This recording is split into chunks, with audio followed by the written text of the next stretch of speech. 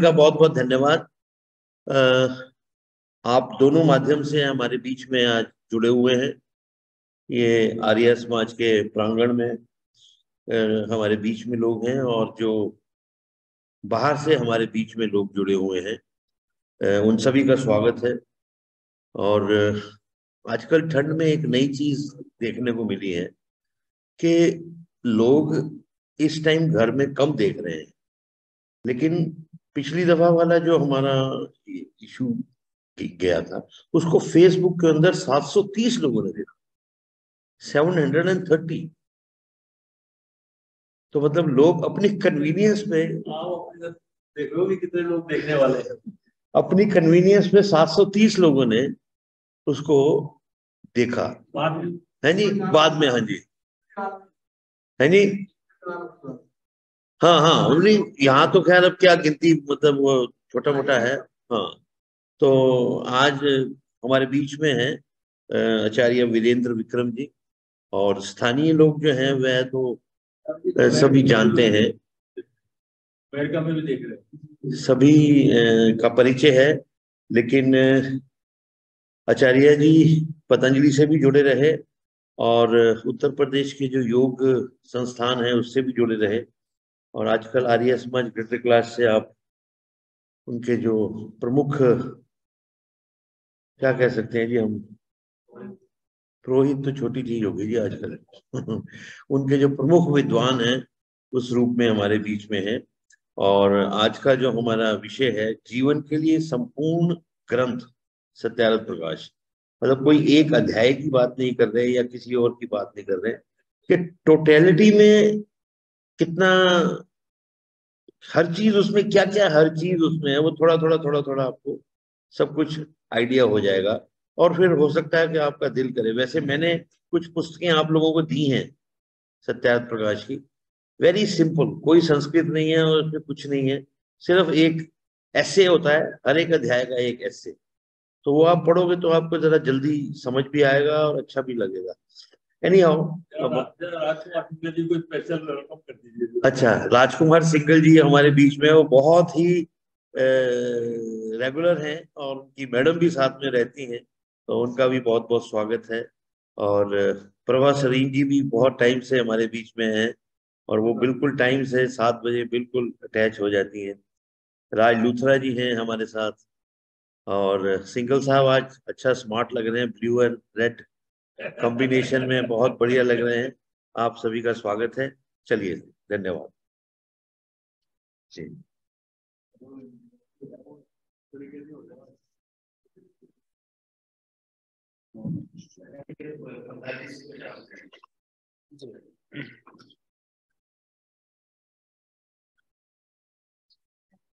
ओम ओम।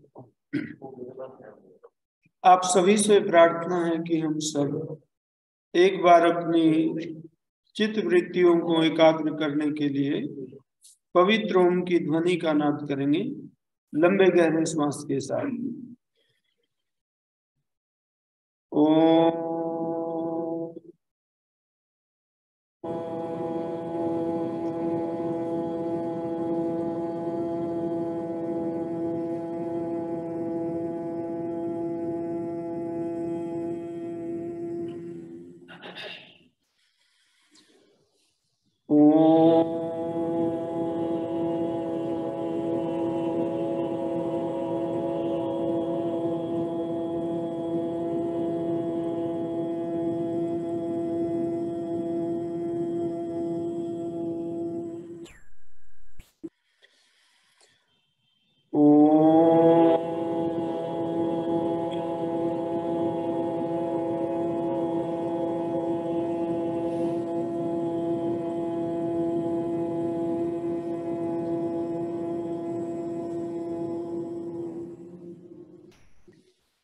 ओम यो भूतं च भव्यं च सर्वं यश्चाधितिष्ठति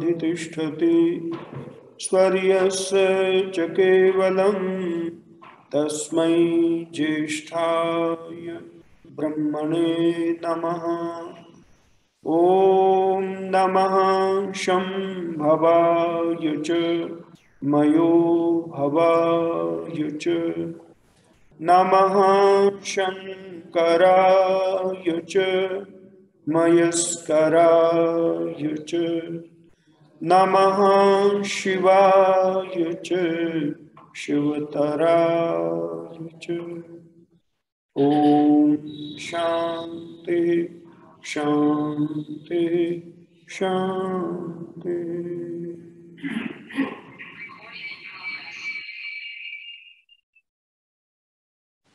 आर्य डिफेंस खोलने के माननीय यशस्वी प्रधानमंत्री जी, सम्माननीय मंत्री श्री अजय सहगल जी टंकारा वाले, और हमारी वंदनीय सम्माननीय मातृशक्ति, आदर के योग्य भद्र पुरुषों, और हमारे समाज के धर्माचार्य रामचंद्र शास्त्री जी, उपस्थित आर्यजनों, आज जैसा कि सम्माननीय सहगल साहब ने आपके समक्ष विषय की घोषणा की, आज हम सत्यार्थ प्रकाश पर चर्चा करेंगे कि वो जीवन की समग्रता को समेटे हुए जीवन के जितने भी पक्ष हैं, सभी पक्षों का उन्नयन कैसे हो, उनका उत्थान कैसे हो, जीवन के हर पक्ष पर हम कैसे आगे बढ़ें, इसका पूरा पूरा मार्गदर्शन और जीवन दर्शन उसमें आपको प्राप्त होगा। आप देखिए, महर्षि ने जब सत्यार्थ प्रकाश बनाया तो भूमिका लिखी, और भूमिका में ग्रंथकार अपना मंतव्य देता है कि उसका उद्देश्य क्या है, किस लिए वो इस ग्रंथ की रचना कर रहा है, आखिर आवश्यकता क्या है इस ग्रंथ की। तो महर्षि ने भूमिका में इस बात को रखा कि जो अर्थ का अनर्थ होने के कारण से हमने अर्थों को गलत दिशा में, वेदों के बहुत सारे अर्थ गलत करके लोगों ने जो है अलग अलग मत और मतांतरों को प्रचलित किया। तो महर्षि का ये विचार था कि हम अगर सही सही अर्थ लोगों के सामने रखें और सारे विद्वान लोग अगर उन पर विचार करके मतैक्य कर लें और दुनिया से ये संप्रदाय और मत मिट करके एक वैदिक धर्म जो सबसे प्राचीन और प्रथम है, सारे लोग उस पर एक मत हो जाएं, और जो कृण्वन्तो विश्वमार्यम का उनका ध्येय है, वेद का जो उद्घोष है, कृण्वन्तो विश्वमार्यम, कि हम सारे विश्व को श्रेष्ठ बनाएं। तो इस भाव को लेकर के महर्षि ने सत्यार्थ प्रकाश लिखा। अगर आप देखें तो सबसे ज्यादा विवादित विषय दुनिया में अगर कोई है तो वो ईश्वर का है। आप देख लीजिए, जितने भी धर्म है, जितने भी मत है, पंथ है, उनमें जो भेद है, जो उपासना का भेद है, ईश्वर का भेद है, उसके स्वरूप का भेद है, और इसी के कारण से सारी दुनिया में इतना ऊंच नीच पैदा हो गई है। हर मजहब और संप्रदाय का व्यक्ति कहता है कि हम श्रेष्ठ हैं और बाकी के जो लोग हैं वो निकृष्ट हैं, और ये जो भेदभाव की मान्यता है, इसके कारण दुनिया में बहुत बड़ा रक्तपात और अन्याय भी हुआ है। आप देखिए, हम सब मनुष्यों के बीच में कोई ईंट पत्थर की दीवार नहीं होती।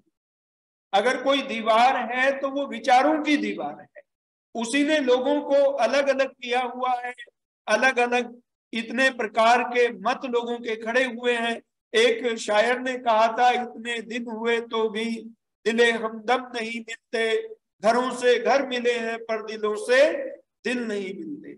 हम देख रहे हैं कि पास में पड़ोसी रह रहा है, पर विचारधारा से वो इतनी दूर है, उसका विचार हमारे मत से बिल्कुल भिन्न है। देखिए, भिन्नता भी एक अलग बात है, लेकिन जो विरोधाभास है, कोई चीज अलग हो तो इसका मतलब ये नहीं है कि वो विरोधी है। पर विरोधाभास जो है वो समाप्त हो। महर्षि का सबसे बड़ा जोर इसी बात पर था, उन्होंने लिखा कि 1000 मत हैं और एक व्यक्ति कहता है कि ये 999 गलत है, उन्होंने 999 शब्द का प्रयोग किया, और एक मैं ठीक हूं और बाकी सारे लोगों की यही उद्घोषणा है। तो वो कहते हैं ये निर्णय कैसे होगा? तो कहते हैं सब विद्वान लोगों का के सामने हम सत्य को रखें और उस पर हमारा कोई दुराग्रह नहीं है। देखिए महर्षि ने जब ये सब मतों का जो स्वरूप था, जो उनके मूल आधारभूत सिद्धांत थे, जो उनके बिंदु थे, जो उनकी मान्यताएं थी, उन सब को रखा। लेकिन बाहर के मतों से पहले, सबसे पहले जो हमारे भारतवर्ष में उत्पन्न हुए मत हैं, और विशेषकर जो आर्यव्रत में उत्पन्न हुए और जो हमारे, जिनको हम आजकल हिंदू कहते हैं, हिंदुओं में जो प्रचलित जितनी मान्यताएं हैं, अलग अलग गुरुडम से लेकर के और अनेक अवतारवाद और जितना भी हमारा विभाजन हुआ है, उस सब पर ऋषि ने विशेष रूप से समीक्षा दी है। पर उन्होंने एक बात लिखी, देखिए वो कहते हैं कि मेरा किसी के मन को दुखाने का या किसी को नीचा दिखाने का अभिप्राय नहीं है, किंतु जो सत्य है उसको मानना और मनवाना, और जो असत्य है उसको छोड़ना और छुड़वाना मुझे अभिष्ट है।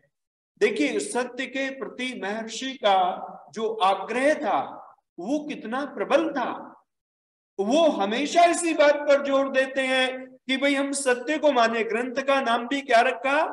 सत्यार्थ प्रकाश, की हम सत्य अर्थ का ही प्रकाश करें। अब देखिए भगवान के 101 नामों को लेकर के उन्होंने व्याख्या दी। हमारे यहाँ पूरे समाज में लोगों ने अलग अलग भगवान, अलग अलग मंदिर, अलग अलग देवालयों में उपासना पद्धतियां, अलग अलग आचार पद्धतियां बना करके और इतना बखेड़ा खड़ा कर दिया कि जिसके कारण से लोगों में एक ऐसी दीवार पैदा हो गई। कहने के लिए तो यहाँ इस देश में जो हिंदू है वो हिंदुओं का देश है, हिंदू बहुसंख्यक है, पर अगर उसे आप इन संप्रदायों के आधार पर देखें तो उसमें इतने सेक्शन है, उसमें इतने विभाजन है कि वो बहुसंख्यक होते हुए भी अल्पसंख्यक है। तो महर्षि का पहले तो अपने घर में उन्होंने शुद्धि की। सबसे पहले सफाई कहां से शुरू की? अपने घर से। और वैसे भी अगर देखें तो जो उनका सबसे पहला सत्य के प्रति आग्रह कहां से पैदा हुआ? जिसे हम बोध पर्व कहते हैं। अपने पिता की जो मान्यताएं थी, जो पिता माता जो घर में जिन मान्यताओं को मानने वाले थे, सबसे पहला प्रश्न चिन्ह उन्होंने वहीं पर खड़ा किया। और जब संतुष्टि नहीं मिली, जब संतोषजनक कोई उत्तर नहीं मिला, तो फिर वो आगे बढ़ गए। तो सत्यार्थ प्रकाश में उनका वो सारा का सारा आपको पूरा का पूरा वो ध्येय दिखाई देगा कि उन्होंने पहले अपने अंदर जो शैव हो, शाक्त हो, जितने भी हमारे अंदर के परमात्मा के नामों को लेकर के अलग अलग लोग हैं, सबको उन्होंने पहले समीक्षा के द्वारा ये दिखाया कि भाई परमात्मा एक है और उसके ये नाम अनेक हैं। लेकिन हमने क्या किया हुआ है? हमने परमात्मा ही अनेक बनाए हुए हैं। हमने गणेश अलग परमात्मा बनाया, महेश को अलग परमात्मा बनाया, शिव को अलग, आपने ब्रह्मा को अलग परमात्मा बनाया। और इतना ही नहीं, मतलब ये तो मुख्य मुख्य नाम है। जो इनके सेवा में लगे हुए लोग थे, जो इनके साथ जुड़े हुए लोग थे, उन सबको भी हमने परमात्मा बना दिया।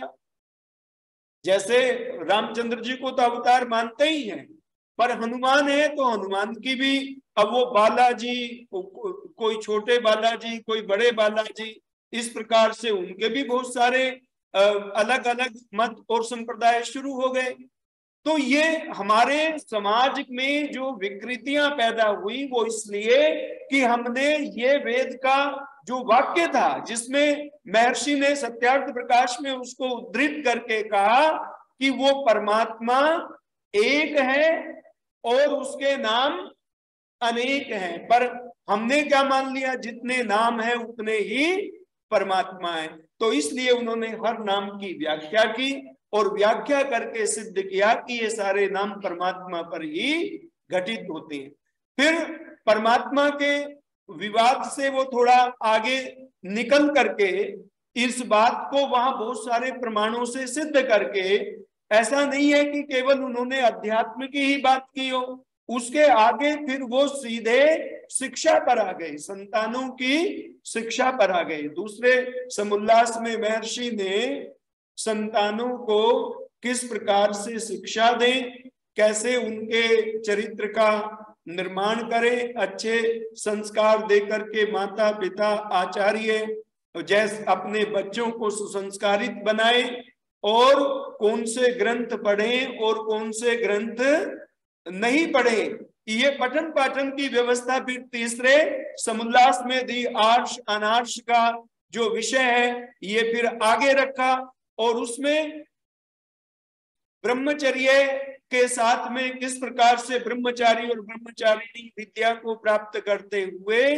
संसार में आत्मबल, बौद्धिक बल और सामाजिक बल को प्राप्त करते हुए आगे बढ़े, इस बात की पूर्ण व्यवस्था की। और फिर जब तीसरा समुल्लास, दूसरा शिक्षा का, तीसरा समुल्लास पठन पाठन का, आर्ष अनार्ष का, ब्रह्मचर्य का, और इसके आगे आप देखेंगे तो चौथे समुल्लास में सीधे वो गृहस्थ पर आ गए। और जब गृहस्थ पर उन्होंने चर्चा की तो आप जानते हो महर्षि तो सन्यासी थे, वो कभी गृहस्थ में गए नहीं, पर उन्होंने इस बात का पक्षपात नहीं किया कि मैं सन्यासी का ही महिमा मंडन करूं। उन्होंने कहा कि आश्रमों में सबसे श्रेष्ठ और ज्येष्ठ अगर कोई आश्रम है तो वो गृहस्थ है। और उन्होंने कहा, उसमें बड़े स्पष्ट रूप से लिखा कि गृहस्थ आश्रम भीरू और जो दुर्बलेंद्रिय है उनके धारण करने के अयोग्य है। इसे जो पुरुषार्थी है, जो पराक्रमी है, जो सबल इंद्रियों वाला है, वही धारण करे तो वही सब फलों की प्राप्ति कर सकता है। तो वो लिखते हैं कि धर्म, अर्थ, काम और मोक्ष चारों फलों की सिद्धि गृहस्थ आश्रम में करें। अब बताइए क्या बच गया। महर्षि ने गृहस्थ को तपोस्थली माना है, उन्होंने गृहस्थ को केवल भोग विलास की वस्तु नहीं माना। उन्होंने कहा कि गृहस्थ, देखिए आश्रम पद्धति ही इस बात का परिचायक है। श्रम तो आप जानते ही किसे कहते हैं, पुरुषार्थ को, मेहनत को, और आ माने चारों ओर से, जिसमें जो पुरुषार्थ से घिरा हो उसका नाम क्या है, आश्रम। पहले तो विद्या प्राप्ति के लिए पुरुषार्थ, आत्मबल अर्जित करने के लिए पुरुषार्थ, मानसिक बल बढ़ाने के लिए पुरुषार्थ, शारीरिक उन्नति के लिए पुरुषार्थ। सबसे पहला तो ब्रह्मचर्य में ये पुरुषार्थ हो गया, तो इसे क्या कहा, ब्रह्मचर्य आश्रम। किस प्रकार का श्रम है जो अभी बताया। और फिर गृहस्थ में जो श्रम है उसमें अलग प्रकार के दायित्व आ गए, संतानों का निर्माण, उनकी शिक्षा, उनको हर प्रकार से पालन पोषण, माता पिता की सेवा, सामाजिक और राष्ट्रीय दायित्वों का निर्वहन करना, ये सारे किसमें आ जाते हैं, गृहस्थ धर्म में आ जाते हैं। तो गृहस्थ की उन्होंने बहुत महिमा गाई है वहां पर। और वो ये भी कहते हैं कि ये सब आश्रमों का पिता है, जैसे पिता पालन करता है वैसे ही गृहस्थी सब पूरे समाज के बाकी 3 आश्रमों का पालन करता है। तो इसलिए हम गृहस्थी को किस रूप में देखते हैं। आजकल तो लोग कहते हैं कि भाई ये गृहस्थी है, तो गृहस्थी का मतलब ये माना जाता है कि ये मोह माया में डूबा हुआ व्यक्ति है, ये पाप में डूबा हुआ व्यक्ति है। गृहस्थी को माना जाता है कि ये उल्टे सीधे काम जो होते हैं, जितने भी आजकल तो लोगों ने ऐसा मान लिया कि वे गृहस्थी है तो गृहस्थ का पालन करने के लिए इसे अनुचित और उचित का विचार अगर ये न करे तो गृहस्थी है उसको छूट दे दो। ऐसी बात ऋषियों ने नहीं रखी। ऋषियों ने कहा कि गृहस्थ में हम पवित्र कमाई के द्वारा ही अपनी संतानों का और अपने गृहस्थ का पालन करें। हम उसमें अपवित्र और अन्याय, अधर्माचरण, छल कपट का प्रयोग करके जो अर्जित धन है उससे गृहस्थ का पालन न करें। गृहस्थ में हम सब श्रीमान बनते हैं ना जाकर के, श्रीमती और श्रीमान। आज भी अगर कोई महिला गृहस्थ में नहीं गई तो उसके नाम के साथ श्रीमती नहीं लगाते, चाहे वो चीफ मिनिस्टर बन जाए, चाहे वो राष्ट्रपति की कुर्सी पर पहुंच जाए तो सुश्री लगा देते हैं। पर वैसे जो श्रीमती शब्द है वो किसके लिए प्रयोग होता है? जो विवाहिता हैं उन्हीं के लिए श्रीमती शब्द का प्रयोग होता है। और व्यक्ति के लिए गृहस्थ में यह निर्धारित किया कि वो श्रीमान बने। श्री कहते हैं समृद्धि को, ऐश्वर्य को, शोभा को, उसे वो प्राप्त करे। और वहां जाकर के जब व्यक्ति ऐश्वर्य भी प्राप्त करता है, धर्म का अर्जन भी करता है, अर्थ आ गया, और सब श्रेष्ठ कामनाओं की पूर्ति करता है, और फिर साधना करते हुए ऋषि लिखते हैं कि 1 घंटा प्रातः और 1 घंटा सायं ध्यान करें। जो योगाभ्यास है, योगाभ्यास का मतलब यहाँ केवल आसन नहीं, योगाभ्यास का मतलब यहाँ जो है वो धारणा, ध्यान और समाधि से है। बैठ करके ध्यान में निरत हो करके अध्यात्म में पूरी तरह से उस आत्म बल को अर्जित करे, आत्मा को परमात्मा के आनंद रस से तृप्त करे। तो ये वहां उन्होंने विधान दिया। तो हमारे सारे ऋषि मुनि गृहस्थी होते थे। आप देख लीजिए इतिहास में जितने भी बड़े बड़े ऋषि मुनि थे सब गृहस्थ का पालन करते थे। हाँ, कुछ ऋषि ऐसे भी हुए हैं जो पूर्ण रूपेण वैराग्यवान थे जन्म से, और वो गृहस्थ में नहीं गए और वो सीधे ही साधना के द्वारा समाधि को प्राप्त करके मुक्त अवस्था को उपलब्ध हो गए। ऐसे भी लोग हुए जिनको ऊर्ध्वरेता ऋषि कहा गया। लेकिन हमारे यहाँ ये नियम बनाया कि सब जन्मजात वैरागी नहीं होते। जन्मजात वैराग्य होना ये तो बहुत प्रबल संस्कारों का, उसके पुण्य का परिणाम है। सबके इतने प्रबल पुण्य नहीं होते। तो फिर वो क्या करें? जब ना जन्मजात वैराग्य है, ना पूर्ण विद्या है, तो फिर हमें अपना स्टेप बाय स्टेप आगे बढ़ना चाहिए। ऊंची छलांग कौन लगा सकता है? वही लगा सकता है ना जिसमें वेग और बल और ऊर्जा हो।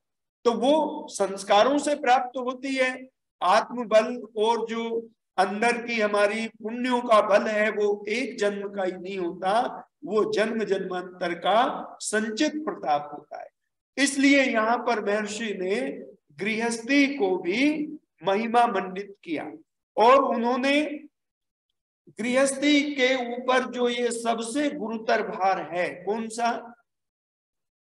मनुष्य के निर्माण का, जिसमें माता को पहला गुरु कहा। वो कहते हैं मातृमान, पितृवान, आचार्यवान पुरुषो वेद है कि इन तीनों को हम आचार्य जाने। ये तीनों जिसके लिए योग्य मिल जाए, धार्मिक विदुषी माता जिसको मिल जाए, सदाचारी विद्वान पिता जिसको मिल जाए, और अच्छा गुरु जिसको मिल जाए, तो वो संतान कैसा है? भाग्यवान है। उन्होंने लिखा कि वो संतान बड़ा भाग्यवान है जिसके माता पिता धार्मिक विद्वान। तो ये महर्षि ने दूसरे समुल्लास में स्पष्ट कर दिया। और उन्होंने ये लिखा कि जो अनार्ष ग्रंथ हैं उनको नहीं पढ़े। जब पठन पाठन के अगले चैप्टर में आते हैं तो क्यों कहा अनार्ष ग्रंथों का उन्होंने निषेध क्यों किया?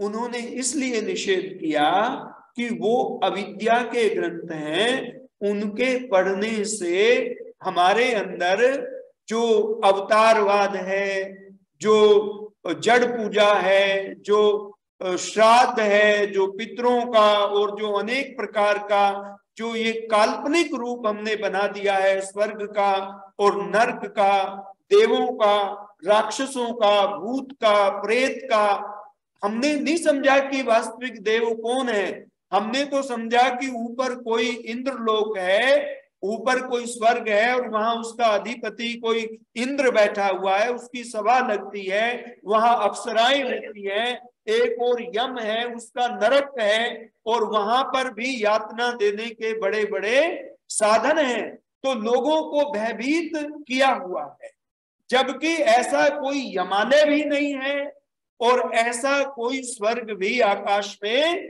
नहीं है। स्वर्ग है तो कहाँ है? इस भूमि पर ही है। व्यक्ति के परिवार में स्वर्ग हो सकता है, हमारे देश में स्वर्ग हो सकता है, समाज में स्वर्ग हो सकता है, जब सब लोग अपने कर्तव्यों का पालन करने वाले हों, ऊंचे चरित्र के हों। तो ये सब शंकाओं का निवारण महर्षि ने किया। और देखिए, शिक्षा और विद्या दोनों में क्या फर्क होता है? शिक्षा जो है उसमें हमारा चरित्र और व्यवहार भी आ जाता है, और विद्या जो है तो वो एक नॉलेज है, वो एक जानकारी है, जिसमें तृण से लेकर के ईश्वर पर्यंत की हम जानकारी प्राप्त करते हैं। यानी कि भौतिक जानकारी हो या आध्यात्मिक जानकारी हो। तो यहाँ से आगे जब पठन पाठन से आगे वो बढ़ते हैं गृहस्थ में, गृहस्थ से आगे फिर वानप्रस्थ और संन्यास की चर्चा 5वें समुल्लास में करते हैं। तो वानप्रस्थी हम क्यों बने? देखिए, दो चीजें होती हैं। सीधे गृहस्थ से संन्यास में भी आप जा सकते हैं। कब? यदि आपने ब्रह्मत्व को प्राप्त किया है। यानी कि अगर आपकी विद्या का स्तर, आपकी जो वृत्ति है वो इतनी पवित्र है कि आप बिना वानप्रस्थ में जाए हुए सीधे संन्यास में दीक्षित हो सकते। पर सब लोग नहीं हो सकते, क्योंकि वानप्रस्थ क्यों है बीच में? क्योंकि वानप्रस्थ में व्यक्ति गृहस्थ के दायित्वों से, कर्तव्यों से निवृत्त होने के पश्चात दोबारा से स्वाध्याय करता है, तप करता है, जैसे उसने ब्रह्मचर्य आश्रम में किया था, और साधना करते हुए ब्रह्मत्व को अर्जित करता है। अगर वो ब्रह्मत्व को अर्जित करने में उस विद्या को प्राप्त करके, आत्म तेज को प्राप्त करके वो उस तप को धारण कर लेता है, तो सन्यासी का अधिकारी बन जाता है। अगर नहीं बन पाता तो सारे जीवन वानप्रस्थी ही रहता है। वानप्रस्थी को, उसी को सन्यास का अधिकार है जो वानप्रस्थ में पर्याप्त तप, विद्या और वैराग्य को प्राप्त कर ले। क्योंकि बिना वैराग्य के सन्यास अगर हम लेंगे, आजकल तो सन्यास भी एक ऐसा माध्यम बन गया है, लोग समझते हैं कि भाई सन्यास लेंगे तो हमारी प्रतिष्ठा ज्यादा हो जाएगी, और वो भी होती भी है, क्योंकि लोगों की श्रद्धा है जो ये सन्यासी का वेश है। क्योंकि इस देश में जैसे यति, योगी, तपधारी और आत्मनिष्ठ जैसे सन्यासी हुए हैं, तो उनके प्रति जनमानस की एक श्रद्धा रही है। तो कुछ लोग, अगर उनमें लोकेशना है, कई लोगों में वित्तेशना भी है और पुत्रेशना भी है, कई लोग ऐसे भी हैं जो सन्यास में वो तीनों ऐष्णाओं को रखे हुए हैं। तो ये सब क्यों है? देखिए, महर्षि का स्वयं का जीवन देखिए। उन्होंने जब अपने घर का परित्याग किया और परित्याग करके उन्होंने जब संन्यास ले लिया स्वामी पूर्णानंद जी से, और उसके बाद उन्होंने अपनी आत्मकथा भी लिखी। आप देखिए, महर्षि कभी लौट करके दोबारा फिर अपनी उस जन्मभूमि पर नहीं गए। क्यों नहीं गए? क्योंकि वो मानते थे कि अगर हमारा ये राग है कि ये मेरा घर है, ये मेरा गांव है, ये मेरा पिता है, ये मेरी माता है, ये मेरे वंश और उनके लोग हैं, अगर यही मैं और मेरे का आसक्ति का बंधन रहेगा तो वैराग्य कहाँ हुआ? और वैराग्य नहीं हुआ तो फिर संन्यास किस बात का है? संन्यास का मतलब है कि वो मेरे तेरे के सारे भावों से ऊपर उठ करके आत्म भाव में प्रतिष्ठित हो जाता है। उसके लिए सब एक जैसे होते हैं, वहां कोई पक्षपात नहीं होता। तो महर्षि ने जिस ऊंचे धर्म का पालन किया वो तो इतना ऊंचा धर्म है, तो वहां पर कहा कि जो वानप्रस्थी है वो और जो सन्यासी है वो दोनों के दोनों समाज में सम्मान पाते हैं। किस लिए? क्योंकि वो उस तप को, उस विद्या को अर्जित करते हैं। और सन्यासी तो बिल्कुल अग्नि के तुल्य तपा हुआ होता है, बिल्कुल जैसे अग्नि जो है दोष रहित, सब दोषों को दग्ध कर देती है, परम पावन है, वैसे ही बिल्कुल अग्नि के स्वरूप का सन्यासी होता है। और वानप्रस्थी उस प्रक्रिया में होता है, बनने की प्रक्रिया में। तो उन्होंने वानप्रस्थ और सन्यास पर जो हमारा मार्गदर्शन किया, पूरे समाज को जो संदेश दिया, उससे दोबारा से सन्यास की प्रतिष्ठा स्थापित हुई। लोगों में सन्यास के प्रति एक श्रद्धा ही, सन्यास की मर्यादा का पता चला।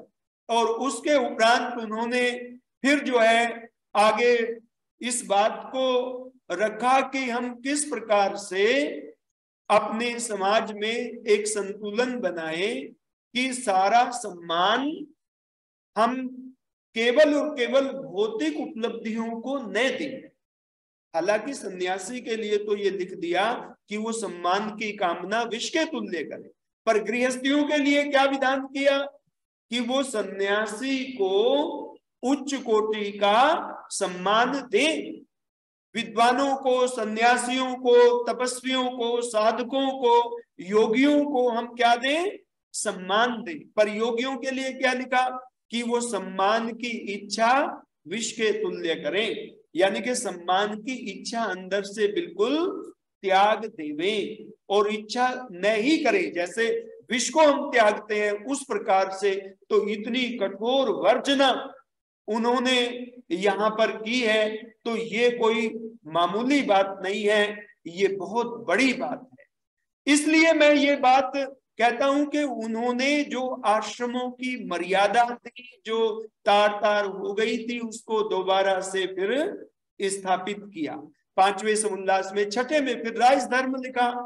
अब बताइए, कोई भी समाज बिना राजनीति के, बिना राष्ट्रीय भावना के, बिना एक संगठित हुए एक राष्ट्र की इकाई के रूप में किसी भी समाज का संचालन नहीं हो सकता। दुनिया का कोई देश आप बता सकते हैं जो बिना तंत्र के, बिना व्यवस्था के चलता हो? जहां कोई शासन ना हो, जहां कोई प्रशासन ना हो, जहां कोई न्यायालय ना हो, जहां भाई हमें न्यायपालिका भी चाहिए, कार्यपालिका भी चाहिए, विधायिका भी चाहिए, अपने तंत्र को चलाने के लिए पूरा एक प्रशासन चाहिए। तो वो सारा का सारा 6ठे समुल्लास में आपको देखने को मिलेगा। पर उन्होंने राजनीति शब्द का प्रयोग ना करके उस विषय के लिए क्या शब्द प्रयोग किया? राजधर्म। राजधर्म क्यों प्रयोग किया? धर्म का मतलब यहां है कर्तव्य। राज्य का क्या कर्तव्य है? धर्म का मतलब कर्तव्य है। और नीति का मतलब क्या है? नीति का मतलब तो, नीति एक तटस्थ शब्द है और धर्म जो है वो सापेक्ष शब्द है। तटस्थ क्या है? नीति कुनीति भी हो सकती है और नीति सुनीति भी हो सकती है। धर्म जो है वो हमेशा पॉजिटिव ही होगा, क्योंकि धर्म जो है हमें सकारात्मक दिशा की ओर प्रेरित करता है। इसलिए राजधर्म लिखा, क्योंकि राजा का जो धर्म है, राज्य का जो धर्म है, वो जन कल्याण है, लोक कल्याण है। अधिकतर लोगों की रक्षा करना, अन्याय से रक्षा करना, उनकी जान की, माल की, सबकी सुरक्षा करना, ये राज्य के मुख्य कार्य होते हैं। और पालन करना भी उसमें जोड़ दिया। वैसे तो लोग जीविका अपने प्रयासों से ही कमाते हैं, पर उनको ऐसी अनुकूल परिस्थितियां देना, ये सब राज्य के कर्तव्य हैं। तो जब उन्होंने राजधर्म लिखा तो वहां पर आप देखिए पूरी तरह से उन्होंने राजधर्म के सभी तत्वों का समावेश उसमें किया। त्रीणी राजाना विदते पुरूणी, वो लिखते हैं कि 3 सभाएं बने, राजार्य सभा, विद्यार्य सभा और धर्मार्य सभा, और ये सब प्रकार की व्यवस्थाएं दे, और कोई भी एक व्यक्ति को स्वतंत्र राज्याधिकार ना प्राप्त हो, वहां उन्होंने उल्लेख किया। वो कहते हैं कि एक व्यक्ति को सारा अधिकार दे दिया तो जैसे सिंह हिंसक होकर के अपने से कमजोर प्राणियों पर अत्याचार करता है, वैसे ही व्यक्ति भी निरंकुश होकर के मनमानी करेगा। तो वो कहते हैं सभा के अधीन राजा और राजा के अधीन सभा, एक संतुलन स्थापित किया। आज क्या संतुलन है हमारे यहाँ? अगर विधायिका हमारी अपनी मर्यादा का उल्लंघन करके कोई काम करती है तो न्यायपालिका बैठी है, वो विधायिका के उन आदेशों को एक कलम से रद्द कर देती है। इसलिए विधायिका को ये सोचना पड़ता है कि हमारा जो हमने कानून बनाया है ये कल न्यायपालिका के सामने ठहर पाएगा या नहीं। कानून बनाते समय इस बात को संज्ञान में रखा जाता है। अगर वो संविधान की भावनाओं के और लोकतंत्र के अनुरूप नहीं है तो न्यायालय ऐसे कानून पर रोक लगा देता है, और बहुत बार रोक लगाई है, अपने व्यवहार में देखा। तो संसद भी पूरी ऐसा नहीं कि संसद को निरंकुश होने की ताकत हो, और न्यायालय की भी अपनी सीमा रेखा है। कानून बनाने का अधिकार न्यायालय को नहीं है, बने हुए कानूनों की व्याख्या करना और ये अधिकार न्यायालय को नहीं है कि किस अपराध पर कितनी सजा देनी, ये संसद तय करती। अगर किसी अपराध पर न्यायाधीश चाहता है कि भाई मैं मृत्यु दंड दूं और उसमें दंड का प्रावधान 10 साल की सजा का है, तो न्यायाधीश चाहकर भी मृत्यु दंड नहीं दे सकता, क्योंकि ये कानून तय करता है। और कानून निर्माण का काम न्यायालय नहीं करता, कौन करती है? विधायिका करती है। जो हमारी संसद है वहां कानून बनते हैं। तो एक संतुलन आ गया ना, एक शक्ति न्यायपालिका के पास आ गई, एक शक्ति विधायिका के पास आ गई, और सबसे ताकतवर कौन होती है? काम व्यवहारिक तौर पे कार्यपालिका, जिसे आप सरकार कहते हो, वो निरंकुश ना हो जाए, इसलिए विधायिका सरकार को अपने कंट्रोल में रखती है, न्यायपालिका भी रखती है। तो ये एक शक्ति संतुलन है। तो वही महर्षि ने अगर देखोगे तो पूरा शक्ति संतुलन का सिद्धांत राजधर्म में पूरा वर्णित किया है। और फिर उन्होंने लोकतांत्रिक भावनाओं का अपने वहां सम्मान किया। 18 वर्ष की अवस्था के व्यक्ति को जो भारत में आज मताधिकार मिला है, ये महर्षि ने आज से 150 वर्ष पहले इसका प्रावधान कर दिया था। देखिए आर्य समाज में उन्होंने मेंबर बनाने के लिए व्यक्ति की आयु कितनी रखी? 18 वर्ष रखी, कि 18 वर्ष के व्यक्ति को योग्य माना और उसी को बेस बना करके फिर ये व्यवस्था दी गई। और महर्षि ने ये आर्य समाज के भी जो हमारा अपना संगठन चलता है उसमें भी क्या दिया? उन्होंने कहा कि निर्णय बहुमत से हो, यानी कि हमारे जितने मेंबर जो अंतरंग में बैठे हैं वो जो व्यवस्था दे। फिर वो कहते हैं कि जो अध्यक्ष है, मतलब जो सभा का पति है, जिसको सभापति कहा जाता है या प्रधान कहा जाता है या संसद में राजा कहा जाता है, प्रधानमंत्री, कहीं राष्ट्रपति प्रणाली है तो वहां राष्ट्रपति मुख्य होता है, जहां प्रधानमंत्री की प्रणाली है तो वहां प्रधानमंत्री मुख्य होता है। तो वो कहते हैं कि वो सब राय लेकर के मशवरे के साथ एक सम्मति के साथ आगे बढ़े, और कई बार विषम स्थिति पैदा हो तो उसकी भी व्यवस्था दी। अगर 10 लोगों का मत इधर हो जाए और 10 का मत इधर हो जाए तो अब निर्णय कैसे हो? तो कहते हैं कि सभाध्यक्ष को जो है, प्रधान को डबल वोट का पावर है। उसका एक वोट जो है निर्णायक वोट भी होगा। एक वोट तो उसका अपना होगा जो उसकी अपनी सदस्यता का है, एक निर्णायक वोट भी होगा जिससे ये तय हो सकेगा कि ये निर्णय किधर जाएगा। तो ऐसी व्यवस्थाएं महर्षि ने हमारे संविधान में दी, व्यवस्थाएं दी। तो राजधर्म का पूरा दूत कैसे हो, विदेश नीति कैसी हो, दंड व्यवस्था कैसी हो, अलग अलग मंत्रालयों के काम मंत्री कैसे करें और उन मंत्रालयों में समन्वय किस तरह से बैठे, सभा के जो सभासद हैं जो हमारे, वो उनका चरित्र कैसा हो, उनकी अर्हताएं क्या हैं, उनकी योग्यताएं क्या हैं, इन सारी बातों को उन्होंने विस्तार से उसमें रखा। और फिर उन्होंने उससे आगे बढ़कर के फिर वेद और ईश्वर का विषय रखा 7वें समुल्लास में। 7वें में वेद और ईश्वर, ईश्वर क्या है, उसका स्वरूप, और वेद ज्ञान परमात्मा क्यों देता है, और वेद सृष्टि के आदि में मनुष्य के कल्याण के लिए किस प्रकार से परमात्मा प्रकाशित करता है। आदित्य, वायु, अंगिरा जो 4 ऋषि हैं, उन्होंने वहां पर वेद और ईश्वर दोनों की व्याख्या एक साथ की। क्योंकि देखिए 2 बातें हैं। वेद जो है, वेद क्या है? वेद ज्ञान को बोलते हैं। ज्ञान मतलब जो गुण है, किसका गुण है? ज्ञान 2 सत्ताओं का गुण है, एक तो परमात्मा का और दूसरा आत्मा का। चेतन का ही तो ज्ञान होता है, इस वस्तु में तो ज्ञान नहीं है ना, जड़ वस्तु में। तो परमात्मा का जो ज्ञान रूपी गुण है वो कैसा है? नित्य है। परमात्मा नित्य है तो उसका ज्ञान भी नित्य है। जो ये वेद की जो पुस्तक है ये नित्य नहीं।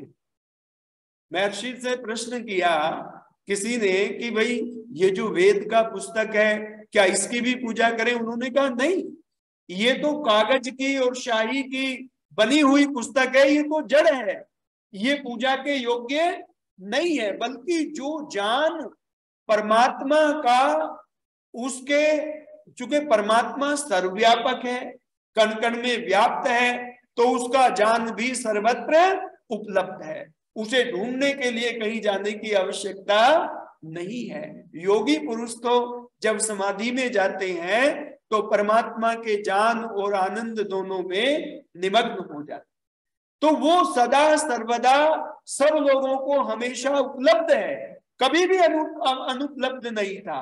तो फिर प्रकाश क्यों करना पड़ता है परमात्मा को? प्रकाश इसलिए करना पड़ता है जब सृष्टि की शुरुआत होती है तो उस समय पर सब लोग जो हैं उनको किस प्रकार से दिशा बोध प्राप्त हो, सृष्टि का उद्देश्य क्या है, परमात्मा ने मनुष्य को क्यों बनाया, उसको अपने जीवन को सफल करने के लिए किन बातों की आवश्यकता है, वो सारा दिशा बोध परमात्मा ने वेद में हमको दिया। देखिए जो वेद में जिस तरह से 2 चीजें मिलती हैं, एक तो विधेयात्मक चीजें हैं जिनका विधान किया गया है कि ये हमें करना है, दूसरा निषेधात्मक है जिनकी वर्जना की गई है, मना किया गया है कि ऐसा नहीं करना है। वही ऋषि ने भी किया। देखिए इसमें सबसे पहले तो उन्होंने विधेयात्मक चीजें लिखी। शुरू के समुल्लासों में खंडन नहीं है, शुरू के समुल्लासों में महर्षि ने व्यवस्थाएं दी है। पहले ईश्वर के नामों की व्याख्या की कि उसके ओम जो मुख्य नाम है, अकार उकार मकार करके, फिर उन्होंने संतानों की शिक्षा की बात की, फिर उन्होंने पठन पाठन की बात की, फिर उन्होंने गृहस्थ आश्रम की बात की, फिर उन्होंने वानप्रस्थ और संन्यास की बात की, फिर राजधर्म की बात की, फिर वेद और ईश्वर के विषय की बात की।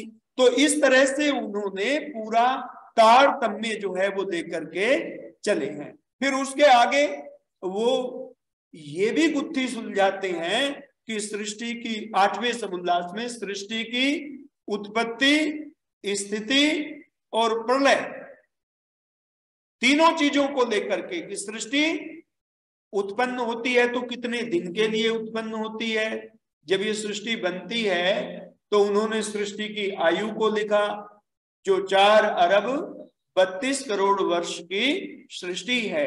उसके युगों की गणना की कि एक युग जो है, जैसे कलयुग को लिखा 4,32,000 वर्ष का है, द्वापर जो है 8,64,000 वर्षों का है, और कलयुग का तिगुना जो त्रेता हो गया, 4 गुना जो है वो सतयुग हो गया। चारों को मिलकर के एक चतुर्युगी बन गई।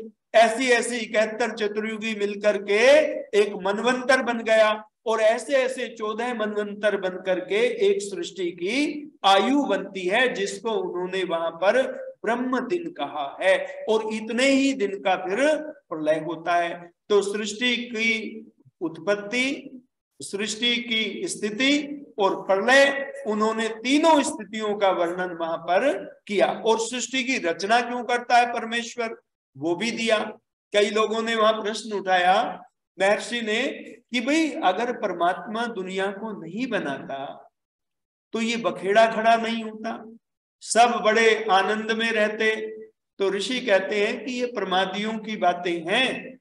सृष्टि परमात्मा ने जीवों के कल्याण के लिए रची है।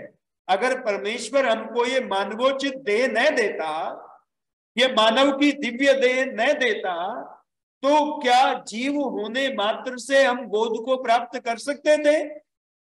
बिना उपकरणों के ये जीव इतना अधूरा है, बिना उपकरणों की सहायता के वो ज्ञान प्राप्त भी नहीं कर सकता। अगर मानव योनि के बाहर अगर आप दूसरे पशु पक्षियों को देखें तो उनका ज्ञान तो और भी बहुत ज्यादा सीमित है। मनुष्य का ज्ञान भी निमित्त से ही उसको प्राप्त होता है।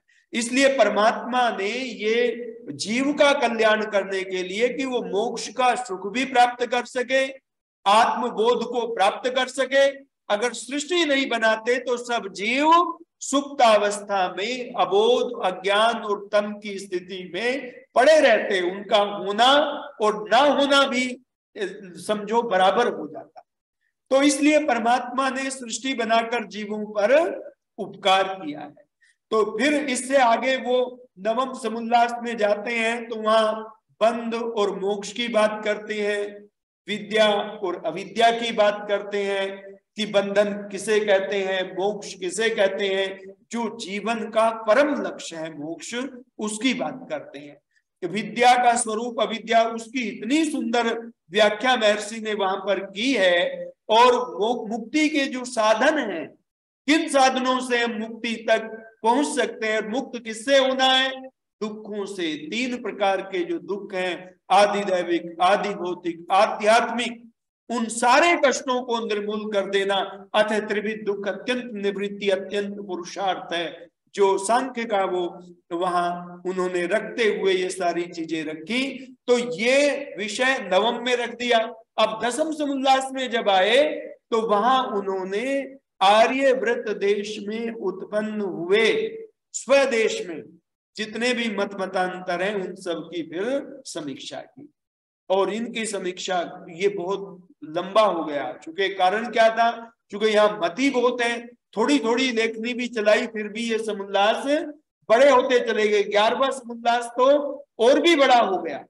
तो इस प्रकार से 11वें समुल्लास में उन्होंने सारे मत मतांतरों का वहां पर उल्लेख किया। 10वें में भक्षा भक्ष को उन्होंने रखा है, क्या खाएं क्या नहीं खाएं। और 11वें में ये मतों की जितनी समीक्षा है ये विस्तार से की है। और फिर 12वें समुल्लास में जाकर के बौद्ध, जैन और चारवाक, ये 3 जो प्रमुख मत हैं जिनको उन्होंने नास्तिक माना है, कि ये बौद्ध और जैन पर आत्मा को तो मानते हैं, प्रकृति को भी मानते हैं, पर वो परमात्मा को नहीं मानते।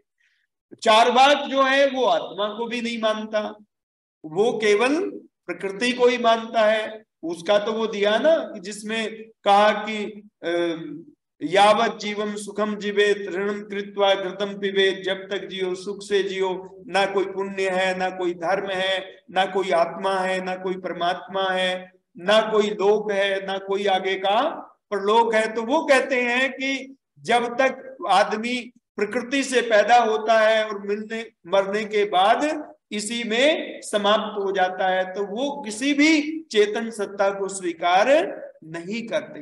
तो चार बात को लेकर के उन्होंने वहां पर उसकी कठोर आलोचना की और फिर उसके आगे उन्होंने 13वें समुल्लास में ईसाई मत को रखा है और उस पर बहुत सुंदर समीक्षा दी।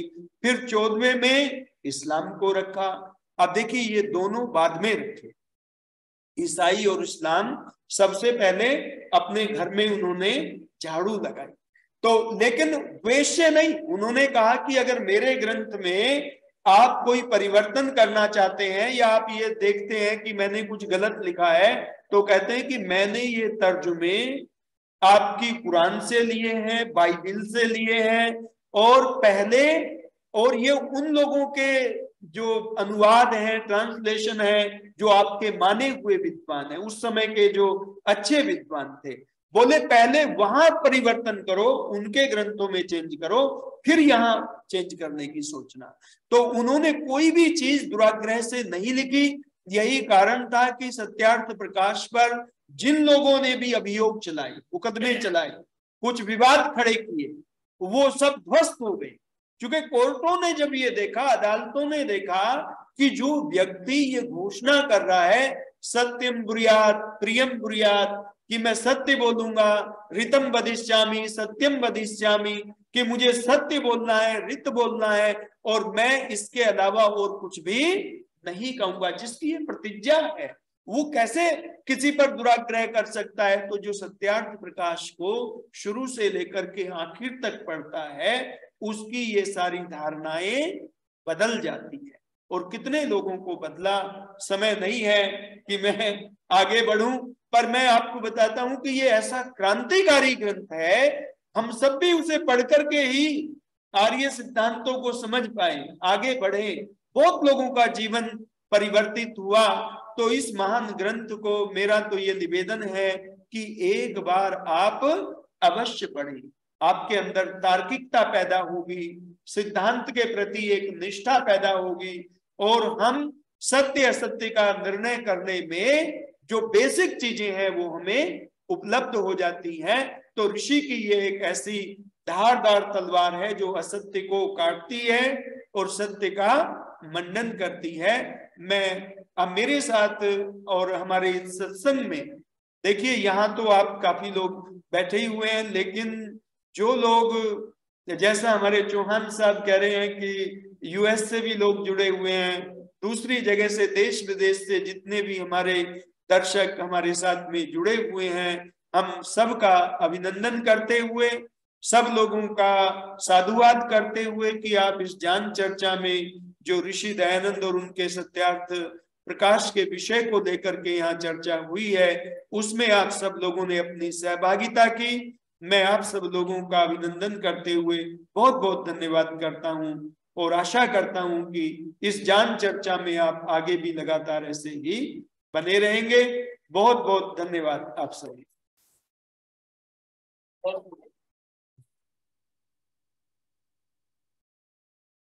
ये सबसे मुश्किल काम था 14 समानार्थों को 50 मिनट के अंदर अंदर बोलना, बहुत बहुत मुश्किल था।